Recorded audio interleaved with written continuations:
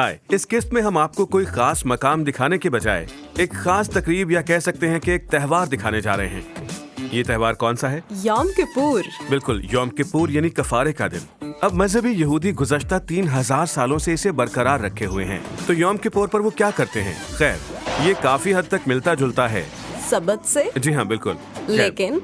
लेकिन इस दिन वो रोजा रखते हैं। इब्रानी में इसे सोम कहते हैं और इसी तरह इस त्योहार की छुट्टी से पहले या इस दिन से पहले वो एक दूसरे को ये अल्फाज कहते हैं, सोमकार यानी आपका रोजा आसान हो, जो कि मजाहिया लगता है। हर कोई हंसता है क्योंकि रोजा आसान नहीं होता, लेकिन ऐसा कहना एक रिवायत है।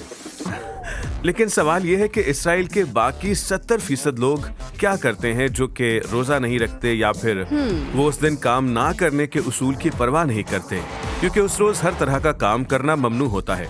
हत्ता कि आप लाइट जला नहीं सकते, लाइट बंद नहीं कर सकते, आप कोई भी काम नहीं कर सकते, आप ड्रिल नहीं कर सकते, आप कुछ भी नहीं कर सकते सिवाय खुदा की तमजीद और उससे माफी मांगने के। सिनेगॉग जाते हैं। जी हाँ, और चलते फिरते हैं। लिहाजा इसराइल में ये सरकारी छुट्टी है, लेकिन ये इससे कहीं बढ़कर है। ये साल का वाहिद दिन है और मेरा ख्याल है कि ये दुनिया का वाहिद मुल्क है जिसमें तमाम गलियां और तमाम सड़कें बिल्कुल सुनसान होती हैं।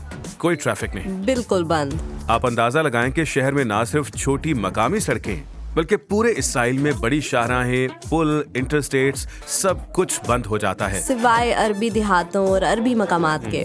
नासरत शहर का डाउनटाउन अभी भी पेशा वराना है और इसी वजह से बहुत से यहूदी यहाँ आते हैं, यहाँ तक कि एक दिन पहले भी, ताकि वो कुछ काम कर सकें। वो नासरत और अरबी शहरों में आते हैं। जी हाँ, अब इस पर सोचें कि अगर सड़क पर कोई नहीं होता तो 70% यहूदियों का क्या होता है जो शरीयत पर अमल नहीं करते और रिवायात के मुताबिक नहीं चलते। वो क्या करते हैं?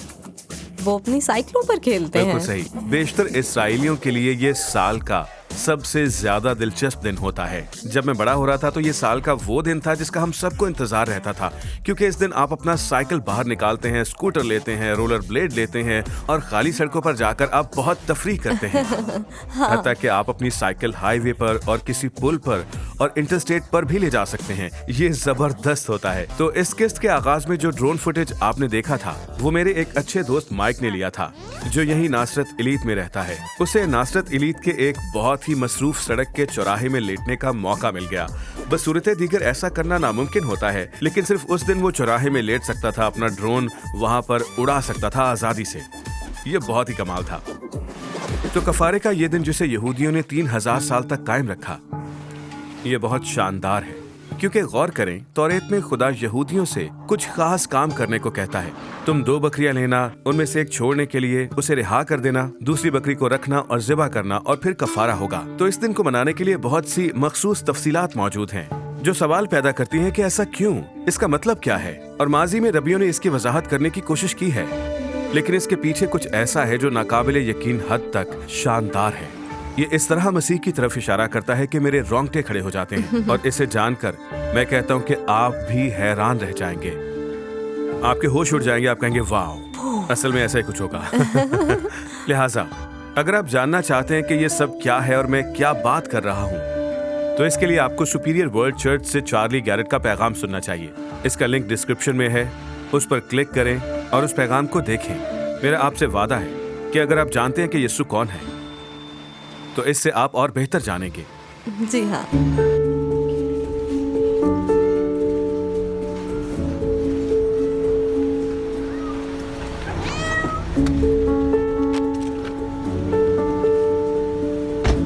इसे यहीं पे रख देते हैं। ठीक है। खैर, मुझे लगता है कि इस छोटी बिल्ली को ये दिन खास पसंद नहीं आया और ये बीमार हो गई। मेरे ख्याल में इसे UTI हुआ है, जो पहले भी हुआ था।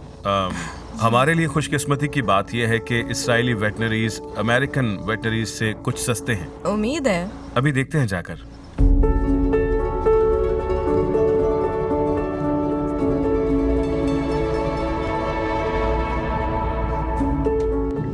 मुझे नहीं लगता कि वो मिलेंगे, क्योंकि गालिबन वेबसाइट पर एड्रेस गलत है। हेलो शालोम, मैं आपके पास आने की कोशिश कर रहा हूँ। आपका एड्रेस क्या है? मुझे लगता है कि उसका बेटा है। बाबा का एड्रेस जानना है आपको? बाबा का एड्रेस मैं बताता हूँ। अचमोन 6/8। अचमोन 6/8। जी, अचमोन 6/8। अचमोन, शुक्रिया। जी हाँ, शुक्रिया। Okay, bye. बाय। खैर, ऐसा लग रहा था कि वेटनरी अभी तक एक बच्चा है, लेकिन तुम बच्चे से इस तरह बात करते हो?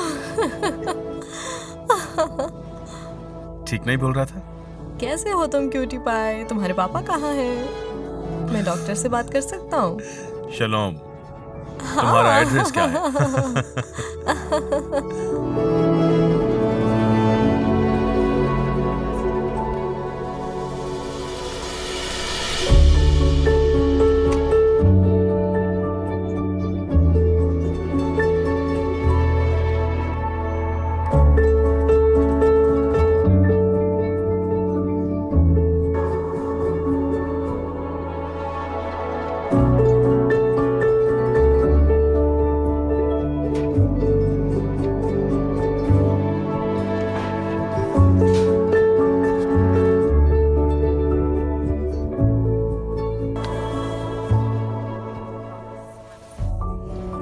बस बस हो गया, बस चलते हैं। लगता है इसे यूटीआई है और 1-2 इंजेक्शंस में इसका इन्फेक्शन खत्म हो जाएगा और इसके बाद हम कुछ और इंजेक्शंस के लिए यहाँ वापस आएंगे और इसका इलाज मुकम्मल करेंगे। जी बिल्कुल। तो बज़ाहिर ऐसा लगता है कि इस्राएली वेटनरीज बहुत ही ज्यादा सस्ते हैं, क्योंकि जो काम वहाँ पर $300 में होता है, यहाँ पर 300 शेकल में हो गया। वहाँ पर सिर्फ एक टीका लगवाने के लिए $100 और यहाँ पर सिर्फ $35 में हो गया और विजिट का हमें कुछ भी अदा नहीं करना पड़ा। अमेरिका में एक विजिट के ही $50 लग जाते हैं। हाँ, किसी ऑफिस जाना और फिर वहाँ पर पेपर वर्क कोई करना। कागजी कार्रवाई नहीं, लंबे चौड़े दस्तावेजात नहीं। बिल्कुल। और फीफी का काम यहाँ से तमाम हो गया।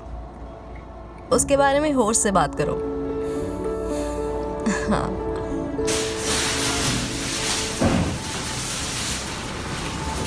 ये हमेशा खाने के लिए बड़ी पुरजोश होती है। ओह, मुझे मत खाना। ठीक है ठीक है। वाह, हाँ दे रहा हूँ ना। ठीक है। इसे खाने की बहुत जल्दी है। फीफी क्या हो गया भाई? ऐसा करो, तुम इस तरफ आ जाओ। हाँ ये खाओ। इसमें रखता हूँ। हाँ खा लो शाबाश। आराम आराम से चबाओ, साबुत मत निकल लेना इसे। अब तुम्हें बॉक्स में वापस जाना होगा। ये खाना सेहत बख्श नहीं है, अभी ये तुम्हारे लिए अच्छा नहीं, तो प्लीज बॉक्स में वापस जाओ। ओह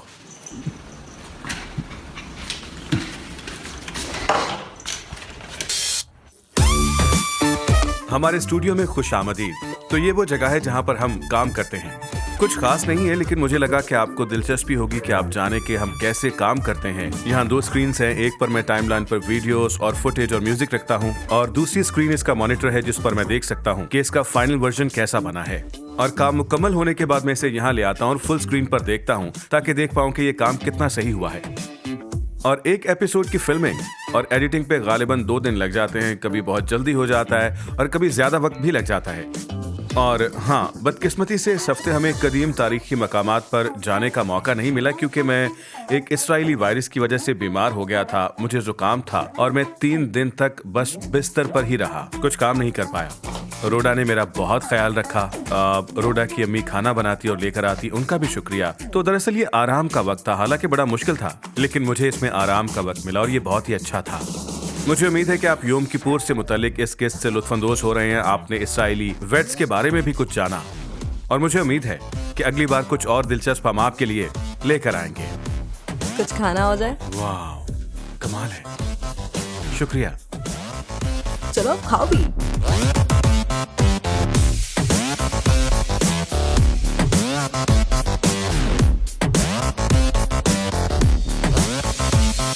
आपने गौर किया होगा कि सर्जी और मैंने एक जैसी शर्ट्स पहन रखी हैं। ये स्लीप का निशान है, मगर उन्होंने बहुत होशियारी से ग्रेस लिखा है। इनका डिजाइन बड़ा खूबसूरत है और पहनने में बहुत ही अच्छी हैं। जी हाँ, मुझे ये पहनकर बहुत अच्छा लग रहा है। बेशतर शर्ट्स जो आप लेते हैं वो आधी सिंथेटिक और आधी कॉटन होती है, लेकिन ये 100% कॉटन है।